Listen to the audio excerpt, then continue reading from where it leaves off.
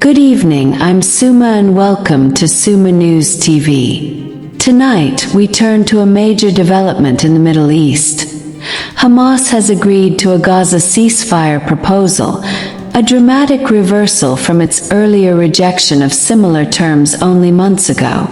This agreement, based on what is known as the Witkoff Plan, named after U.S. Special Envoy Steve Witkoff, includes a temporary ceasefire and a limited hostage exchange. But unlike before, Hamas is no longer presenting it as a victory on the battlefield. Instead, it reflects the enormous pressure the group is facing both inside Gaza and from former allies abroad. Just a few months back, Hamas demanded strict conditions, international guarantees to permanently end the war, a full Israeli withdrawal from Gaza, and a complete rejection of disarmament except within the framework of a future Palestinian state. On paper, those demands still exist, but in reality, the destruction across Gaza and the exhaustion of its people have made those conditions impossible to uphold. Inside Gaza, residents are worn down after relentless Israeli strikes. Fears of Gaza City's total destruction have added to the pressure, and even voices within Hamas's own support base are now urging compromise. These frustrations have filtered up to the group's leadership in Doha. At the regional level, Hamas finds itself increasingly isolated.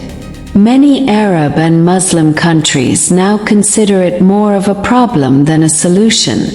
Even Turkey, once a key backer, shifted its stance after tensions erupted between Hamas and Egypt. Turkey's eventual mediation with Cairo showed clearly that Ankara now values its alliance with Egypt more than its ties with Hamas. Egypt, meanwhile, played its cards strategically. Cairo brought together multiple Palestinian factions, secured their endorsement of the ceasefire proposal, and then presented Hamas with a united front. According to leaked reports, Fatah reformist Samir Mashrawi confirmed that all factions pressured Hamas to accept without delay, leaving the group with no escape route. Adding to that, Palestinian Authority Prime Minister Mohammed Mustafa recently visited Egypt. In a joint statement with Egyptian Foreign Minister Badr Abdelati, both sides declared that any future government in Gaza would fall under the Palestinian Authority and the PLO, leaving Hamas excluded from power. Militarily, Hamas has little to show. Israeli strikes continue, while Hamas's ability to demonstrate achievements has diminished. The hostages, once seen as its strongest bargaining chip, no longer carry the same weight, especially as pressure grows inside Israel for a resolution. And hanging over everything is the firm stance of the United States. President Donald Trump, after briefly criticizing the humanitarian crisis in Gaza, has now aligned closely with Prime Minister Benjamin Netanyahu in demanding Hamas's destruction. So, what does this ceasefire actually mean? For Hamas, it is a temporary lifeline, a ladder to climb down from impossible demands, while at least allowing humanitarian aid to flow into Gaza.